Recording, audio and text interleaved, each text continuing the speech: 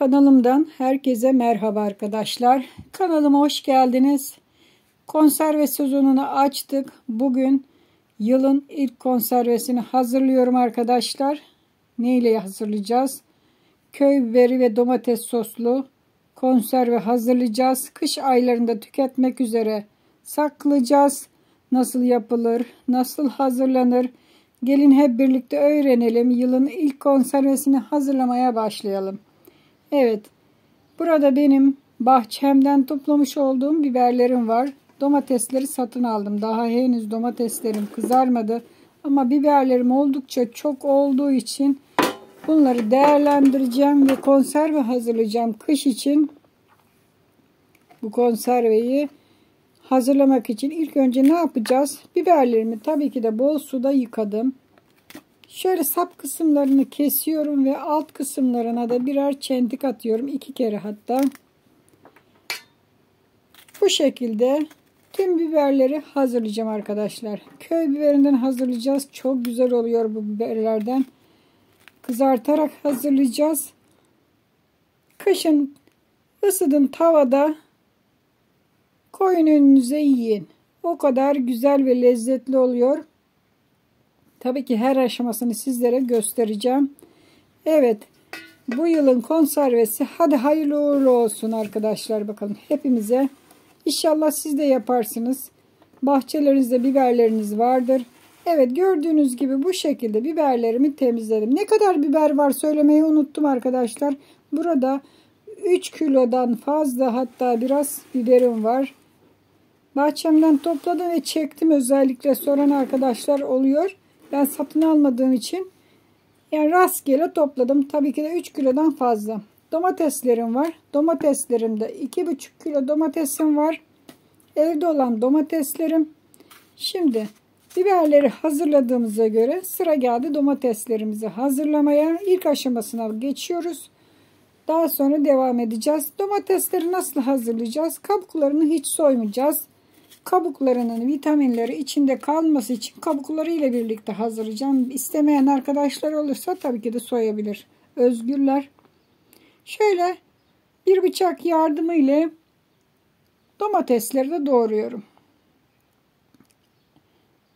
Evet arkadaşlar, nefis lezzeti tariflerde birbirinden lezzetli, ölçülü, birebir ölçülü tarifler verilmeye devam ediyor.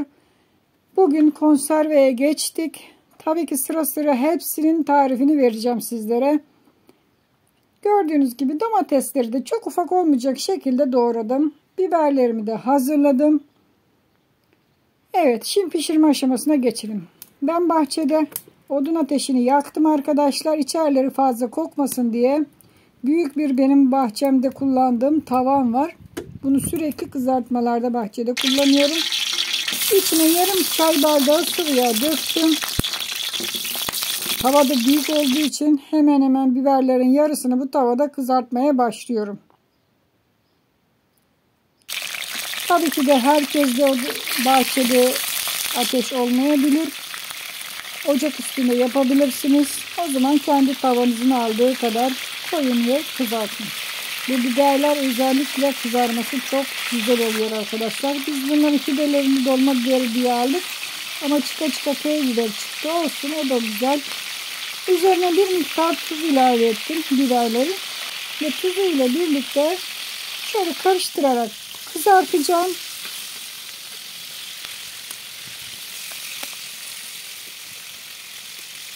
Ya turşu yapacağız bu kadar çok biberi, ya konserve yapacağız, ya dondurucuya koyacağız.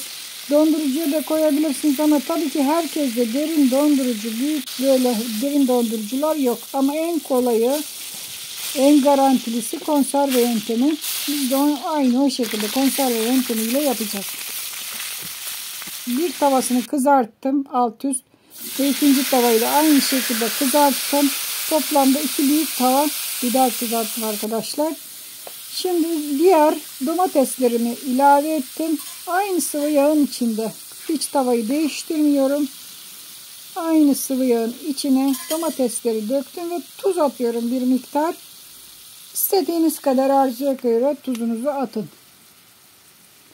Şimdi domatesleri de Şöyle sos olacak şekilde kaynatıyoruz arkadaşlar ocakta. Bakın. Fıkır fıkır bunlar bu şekilde yağda yumuşayacak ve eriyecek. Bayağı bir eriyecek. Evet, gördüğünüz gibi artık domateslerimiz de hazır. Hemen şimdi konserveyi doldurma aşamasına geçelim arkadaşlar. Burada bakın sıcak şu anda.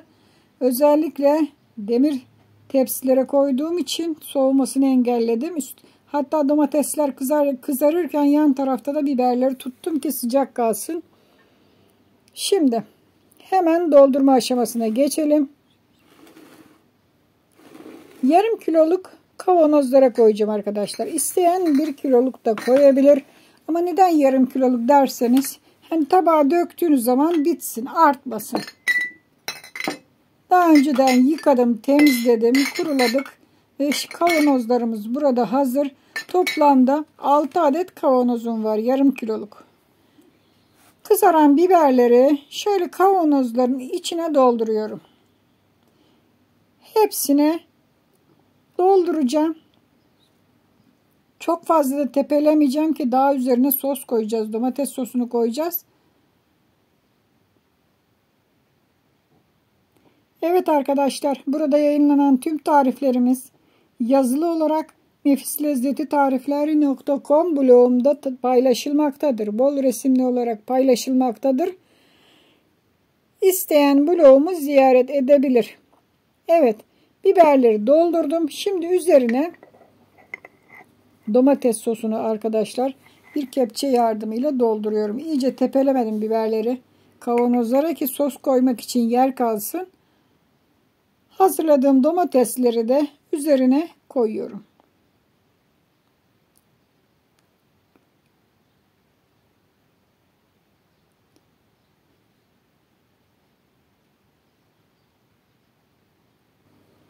İyice doldurduk soslarımızı da üzerine.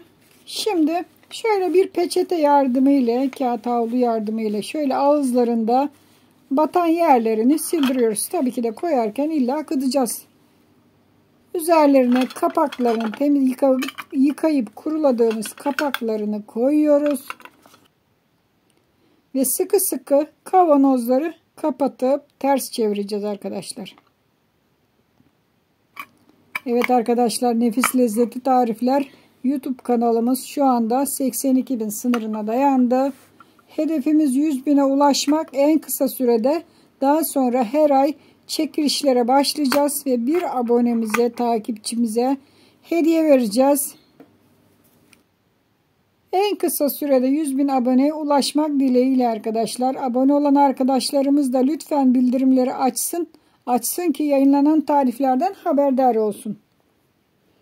Evet, gördüğünüz gibi konserveleri kapaklarını kapattık. Birazcık da kaldı. Onu kavanoza koymadım arkadaşlar. Koysam da olurdu ama koymadım. Onu hemen tüketmek için bir tabağa koydum. Üzerine yine kalan sosu bakın döküyorum. Birazcık da sosum kaldı.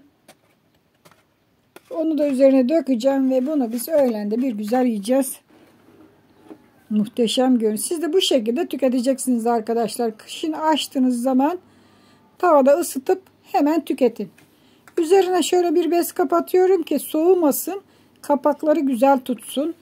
24 saat bu şekilde bekledikten sonra baktınız kapaklar tutmuş, akma sızma yok. Tutmuş demektir. Karanlık bir ortamda saklayın.